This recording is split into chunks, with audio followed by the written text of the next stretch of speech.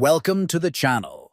In this video, I'll show you how to lock your entire Telegram app using the built-in passcode feature on Android.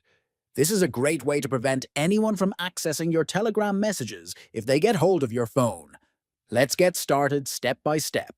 Open the Telegram app on your Android phone. Tap the three horizontal lines in the top left corner to open the main menu.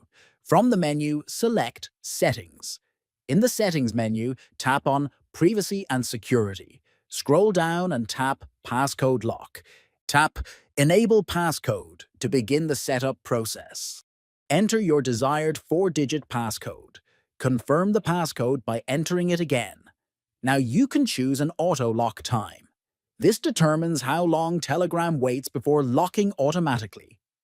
If you ever want to disable the passcode, simply return to the same menu and tap Turn Passcode Off. And that's it. Now your Telegram is secured with a passcode.